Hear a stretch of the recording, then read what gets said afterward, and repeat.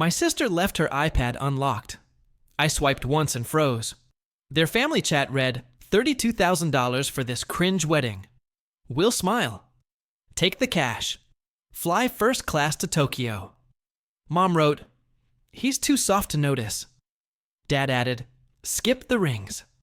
I want that $5,000 whiskey tasting on Mount Fuji. I just closed the iPad, smiled, and changed every contract. Days later, they got the call. Not from me, from my lawyer. Their messages were exhibits now. Don't worry, he said. This is just the beginning. You really think he'll notice? That was the message from Lena, my sister, the girl who practically begged to help me plan my wedding. Let me do this, she said. You have so much on your plate. She called herself my coordinator, my buffer, my maid of honor with no title. And I believed her. Now I was staring at her iPad, screen unlocked, the family chat blinking with unread messages. She had stepped out to take a call, and I don't even know what made me glance. But one swipe, that's all it took. Lena, I'll $33,200 for this cringe wedding, Will. Smile, take the cash, fly first class to Tokyo. I blinked. Once, twice. Mom's reply. He's too soft to notice. Then, Dad, skip the rings. I want that $5,000 whiskey tasting on Mount Fuji. Another message came in. My aunt. He probably thinks the florist is real. I couldn't breathe. It wasn't even the money. It was the way they talked about me. Like I was furniture. A walking ATM. Someone so eager to be loved that he'd never question a missing receipt. And I hadn't. Not once. I trusted Lena. I let her handle the bookings, the venue, the florals. I was tired, busy. Getting married was supposed to be the joyful part, but she wasn't planning a wedding. She was planning an escape. The catering was fake. The florist deposit never made. The discounted videographer was her college roommate who hadn't filmed anything since a TikTok in 2021. They were shaving my costs to fund a family vacation I wasn't invited to. And the worst part, they were proud of it. I didn't cry. I didn't scream. I didn't throw the iPad. I smiled. I picked up my phone, called my lawyer, opened every vendor contract Lena ever touched. Then I started rewriting everything silently. I wasn't acting in anger. I was acting in truth. 3 days later, my family got a call. Not from me, from him. There. Messages? They were exhibits now. Don't worry, my lawyer said when I hesitated. This is just the beginning. And he was right. It was. They didn't just steal my wedding. They've been stealing me my whole life. When Lena offered to help plan the wedding, it wasn't surprising. She was always the helper. When there was attention to gain, credit to grab, or a way to make herself look important. But I was the one they leaned on for everything. Always had been. When Dad's back went out, I moved his furniture. When Mom had that surgery, I paid for the medication. When Lena defaulted on her credit card, I took out a personal loan to protect her score. And they never said thank you. Not once. Dad had a saying, a real man doesn't keep score.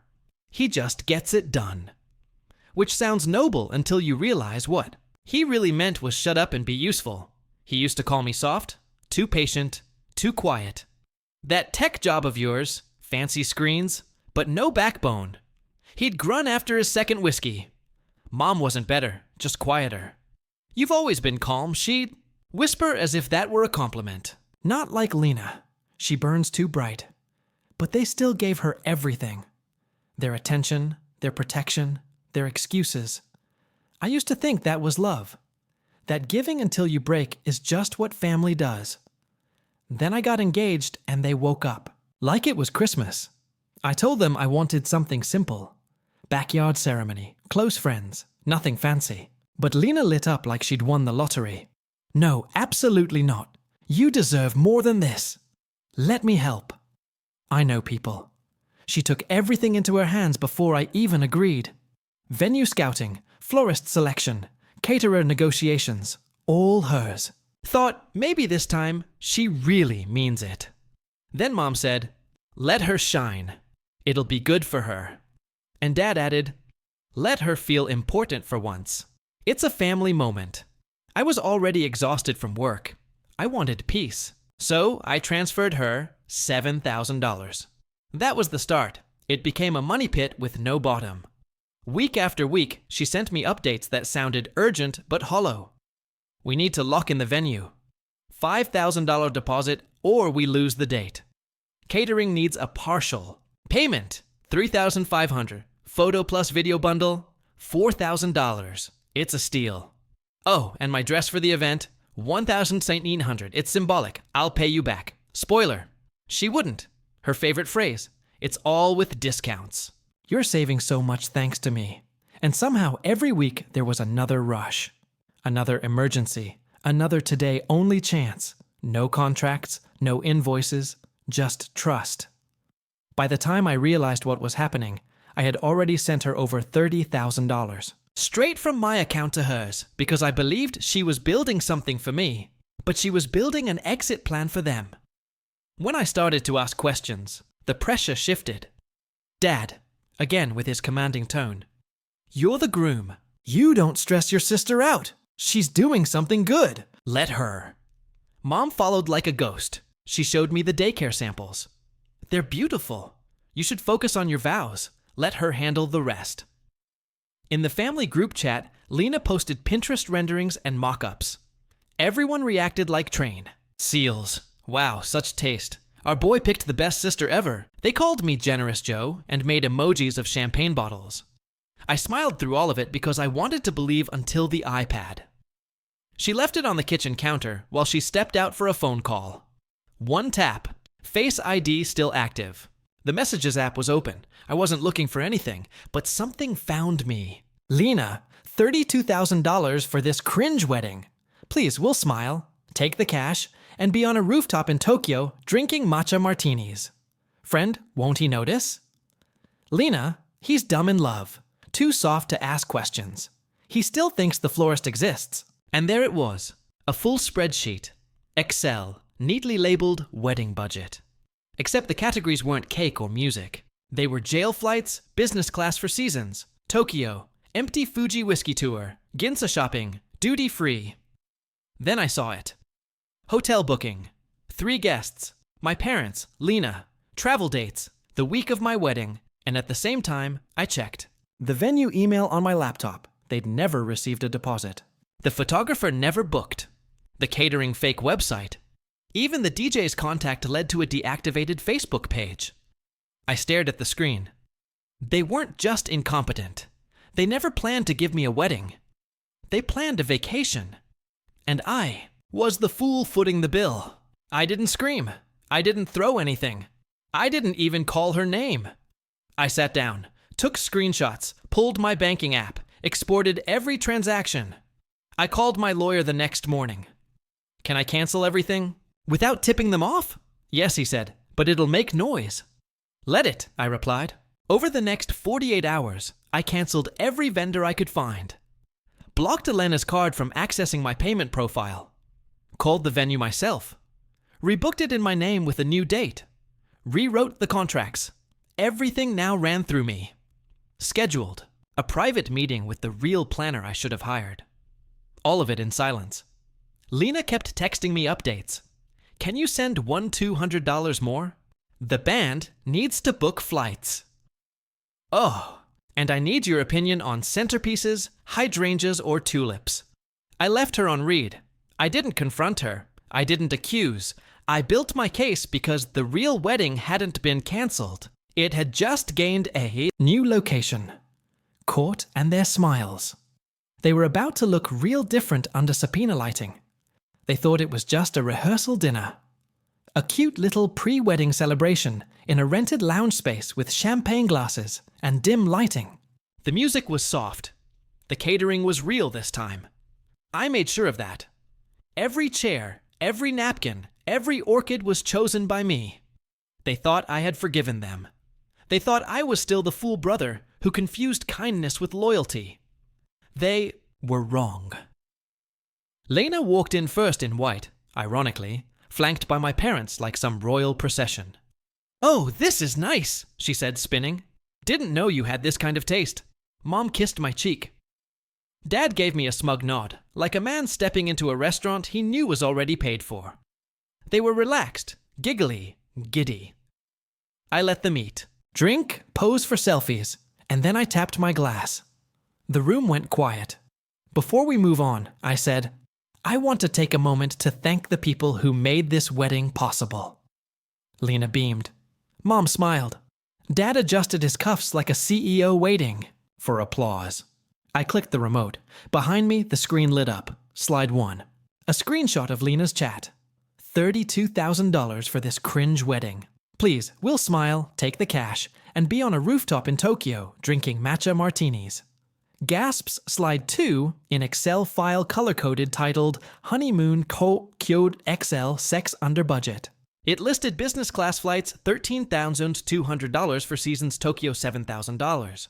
MT Fuji whiskey tasting $5,000, Ginza shopping $3,800, extra $3,000. Slide 3.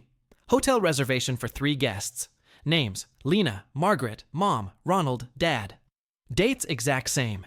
Week as the wedding. I didn't say a word. Just let the room breathe it in. People were frozen. Mouths open. Forks mid-air. I didn't want to hurt them. I just wanted them to finally see what I saw. Wait, Lena began, her voice small, brittle. This isn't what it looks like. I cut her off. No, Lena, it's exactly what it looks like. You stole from me. You lied. You planned to vanish with my money, while smiling for wedding photos. She laughed, the last defense of a crumbling queen. It was going to be a surprise, a gift trip. You were going to come too eventually. You canned the florist. You never booked the venue. The photographer blocked you. She looked to Mom for help. Mom's lips trembled. She whispered, Sweetheart, maybe not here. Here's perfect, I said. You hurt me in silence. I decided to tell the truth out loud. Dad stood. Son, that's enough. Don't turn a family matter into a circus. I turned to him calm. You mean like this? I clicked again. Slide 4. His message in the family chat. Skip the rings. I want that $5,000 whiskey tasting on Mount Fuji. He froze, and for the first time in my life, so did he. There was movement behind me. My lawyer stepped forward. He was dressed like a guest, drink in hand. Apologies for the interruption, he said smoothly. But just a quick note. The messages you're seeing have been entered into a formal case. Refund litigation, theft of funds, and misrepresentation. Expect to be contacted soon. He handed out manila envelopes, one to each of them. Mom didn't even open hers. She just stared at the table, hands shaking. Lena! She tore hers in half, screaming. You think this makes you strong? You're pathetic. You just made enemies out of your family. I smiled.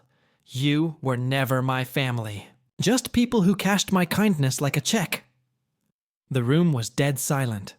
Then someone clapped. It was my fiancée. She stood beside me. I steady. I told him to walk away, she said to the guests. But he said, No, they'll just do it again. This time, I end it. I didn't storm out. I didn't make a scene. I just walked to the door, held it open for my future wife, and left them in the silence they created. Behind me, the screen stayed on. The last slide read, This wedding is now under new management. And me, I was finally free. But freedom has a cost, and I was ready to send the bill. While they scrambled to recover their image, I was already on the phone with my lawyer. No rage, no threats, just documents. They wanted silence. They were about to get a courtroom full of it. The court documents went out on Monday. By Thursday, their bank accounts were frozen. No warnings, no calls, no explanations. My lawyer moved. Like a storm. Fast, clean, brutal. He filed the suit for full reimbursement. $32,000 plus punitive damages for emotional distress. The claim, premeditated deception, and fraudulent misappropriation of funds under the guise of familial cooperation. They called it a family disagreement. We called it what it was: organized theft. This wasn't revenge. This was protection for my future, for my peace. Lena was the first to crack. She messaged me at 3:17 a.m. "Let's talk one-on-one. No lawyers. Then you're destroying your own mother with this." I left her on read. That silence. It screamed louder than anything I could have said. By Friday, my lawyer served her employer with a full disclosure packet. Not for drama, for legal diligence. They had the right to know an employee under investigation. For financial fraud was handling project budgets. Her work email was deactivated within hours. Dad's accountant was next. Turns out some of the gifts I had given them over the years were filed through shady tax write-offs. My attorney, would you like us to pursue restitution for prior family loans as well? I didn't even blink. Yes. Then, the social spin began. Lena posted a black and white selfie with a caption: "Some wounds you never see coming." I did what I could. I just wanted to help.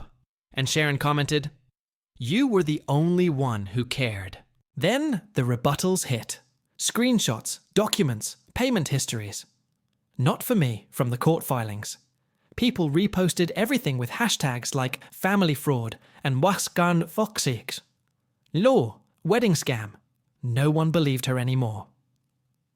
Mom tried the martyr card. I only ever tried to keep us all together. She called relatives crying. I don't even know who he is anymore. Dad, he got drunk and messaged me. "If you think money makes you a man, you're softer than I thought." I didn't respond, because here's the thing. They fed on my need to belong. They survived off my silence. Now I was feeding them their own medicine. I didn't make a video, didn't write a post, didn't do an interview. I didn't owe the world an explanation. I changed my number, blocked every single one of them, left the family chat, never re-entered. 2 weeks later, we won the preliminary hearing. The judge was direct, intentional misrepresentation, coordinated misuse. The plaintiff's evidence is airtight. Ellen was placed on Lena's condo. My parents were added as co-defendants. My lawyer called me after. "You're now the quietest person in the room, and also the most dangerous." One night, my fiancé asked me, "Do you ever think about saying something to them?" I looked at her, thought about it.